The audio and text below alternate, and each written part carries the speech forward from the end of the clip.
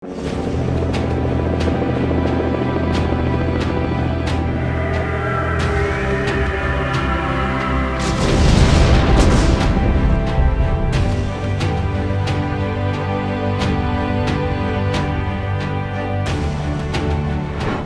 साल का एक नौजवान जो 70 का आधा दशक बीतते बीतते सत्ता और सियासत की ऐसी धुरी बन गया था कि उसके सामने केंद्र सरकार की कैबिनेट भी बौनी लगती थी, जिसके सामने कांग्रेस के 250 से भी ज़्यादा सांसद फैसले सुनने के लिए खड़े रहने को तैयार थे। वो नौजवान जो अपनी माँ के लिए कभी मजबूरी बना तो कभी मजबूती, वो नेता जो हमेशा ही जल्दबाजी में ही रहता था और जिसके लिए काम की डेडलाइन महज 24 घंटे की ही होती थी, जो कोल्हापुरी चप्पलें पहनकर हवाई जहाज के साथ भी सियासत जैसी ही कलाबाजियां खाने का शौकीन था।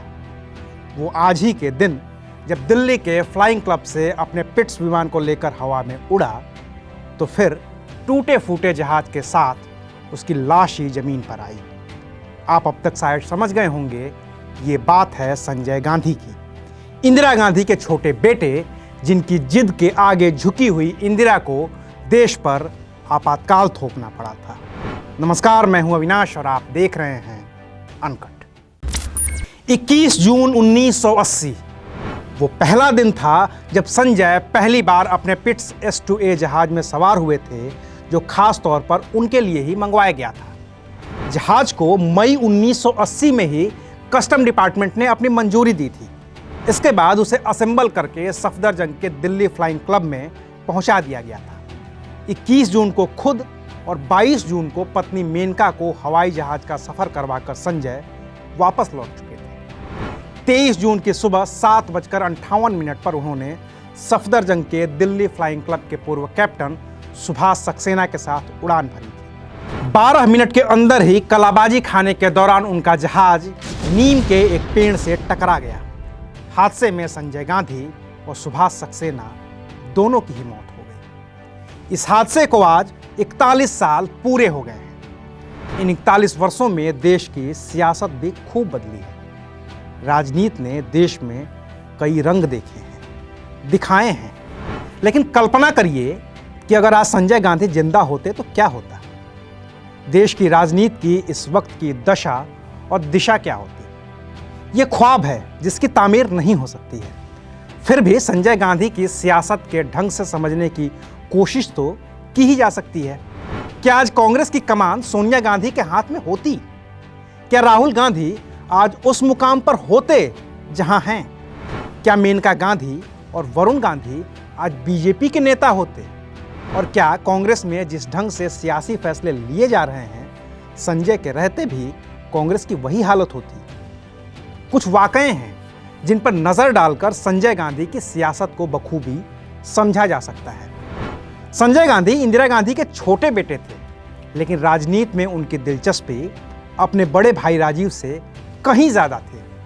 तिस्पर तुर्रा ये कि खुद राजीव की पत्नी सोनिया गांधी नहीं चाहती थी कि राजीव सियासत में दिलचस्पी लें। लिहाजा इंदिरा के बाद कांग्रेस की सियासत के धुरी संजय गांधी ही थे, स्वाभाविक उत्तराधिकारी भी। तभी तो अप्रैल 1980 में ही उन्हें कांग्रेस का महासचिव भी बना दिया गया था। उससे पहले वो 1977 में अमेठी से चुनाव हार चुके थे और 1980 में चुनाव जीतकर सांसद बन गए थे। वो अगर जिंदा होते तो इंदिरा के बाद सियासत का केंद्र बिंदु संजय और मेनका के इर्द गिर्द घूम रहा होता। शायद राजीव गांधी कभी प्रधानमंत्री नहीं बन पाए होते और आज का गांधी परिवार सोनिया राहुल की बजाय संजय और मेनका के नाम पर चल रहा होता। लेकिन संजय की असमय मौत ने सब कुछ बदल दिया। संजय की मौत के बाद सबसे सख्त फैसले इंदिरा गांधी ने खुद लिए। संजय के सभी करीबियों के लिए इंदिरा के दरवाजे हमेशा के लिए बंद हो गए और एक वक्त ऐसा भी आया कि मेनका और वरुण के लिए भी उस घर के दरवाजे बंद कर दिए गए।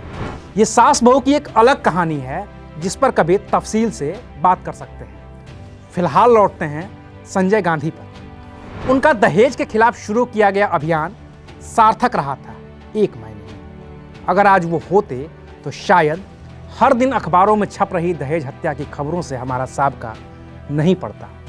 जनसंख्या नियंत्रण संजय गांधी का एक और बड़ा सपना था। नीयत अच्छी थी, लेकिन उसका क्रियान्वयन ऐसे किया गया था कि उसकी अच्छाइयाँ छिप गईं और उस वक्त सख्ती से की जा रही लोगों की नसबंदी की यादें ही पुराने लोगों के जेहन में ताज़ा हैं। छोटा परिवार सुखी परिवार का सपना संजय गांधी ने ही दिखाया था। वो आज होते तो शायद स्थितियां थोड़ी दूसरी हो गई होती और अभी जो 2 बच्चों की नीति लागू करने की सिर्फ कवायद भर हो रही है वो शायद पूरी हो गई होती। इसके अलावा साक्षरता, वृक्षारोपण और जातिवाद को खत्म करने के लिए भी संजय गांधी ने कदम उठाए थे, जिसकी आज भी तारीफ की जाती है, जिनके पदचिन्हों पर आज भी चलने की कोशिश की जाती है।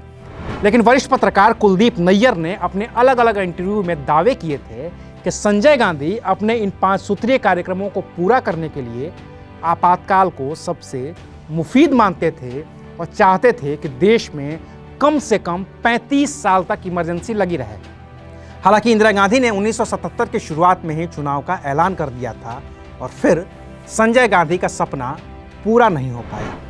संजय गांधी ने भले ही सही नीयत से योजनाओं की शुरुआत की थी, लेकिन इसके लिए उन्हें कभी माफ़ नहीं किया जा सकता कि आपातकाल में उनके और उनके लोगों ने जो ज्यादतियां की थीं, उसे देखने सुनने वालों को आज भी याद करके सिहरन होने लगती है।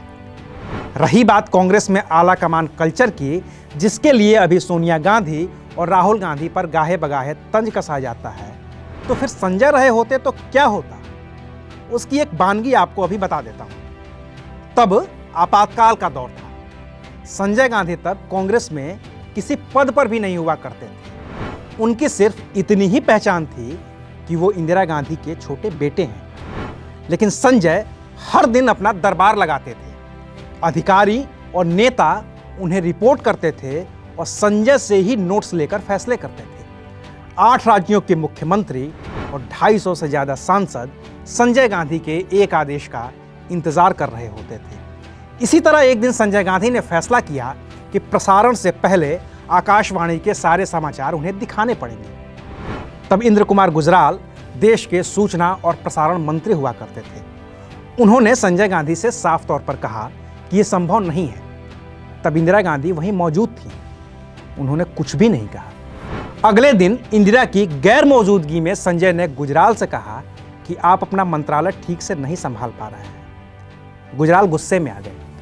बोला कि तुम्हें मुझसे बात करनी है तो सभ्यता से करनी होगी, क्योंकि मेरा और प्रधानमंत्री का साथ तब से है जब तुम पैदा भी नहीं हुए थे। इस वाकये के अगले दिन शाम होते होते गुजराल को सूचना और प्रसारण मंत्री के पद से हटा दिया गया था। विद्याचरण शुक्ल नए सूचना और प्रसारण मंत्री बने थे, जिनकी गिनती संजय के करीबियों में होती थी। ये सिर्फ एक वानगी है संजय गांधी के तरीके की। बाकी तो कई किस्से हैं कि उन्होंने किस्सा कुर्सी का फिल्म के प्रिंट तक जलवा दिए थे। गुलजार की फिल्म आंधी को बैन करवा दिया था। किशोर कुमार के गाने ऑल इंडिया रेडियो पर बजने बंद हो गए थे, वगैरह वगैरह वगैरह। तमाम किस्से हैं जो आज भी याद दिलाते हैं कि संजय फैसले लेने में कितने सख्त थे। जनता कार के देखे उनके सपने ने देश में मारुति की नींव रखी थी। हालांकि बाद में इस पर भी खूब विवाद हुआ, जिसके घेरे में संजय के साथ इंदिरा गांधी को भी आना पड़ा था। रुखसाना सुल्तान के कहने पर जामा मस्जिद का सुंदरीकरण हो या फिर झुग्गियों को तोड़कर गरीबों को सड़कों पर लाने का फैसला, इसके लिए संजय गांधी को देश कभी माफ़ नहीं कर सकता। लेकिन ये सच है कि अगर संजय गांधी होते तो कम से कम कांग्रेस आज उस स्थिति में नहीं ही होती जहां आज है। आज बस इतना ही। फिर मिलेंगे सियासत की एक नई कहानी के साथ। तब तक देखते रहिए अनकट। शुक्रिया।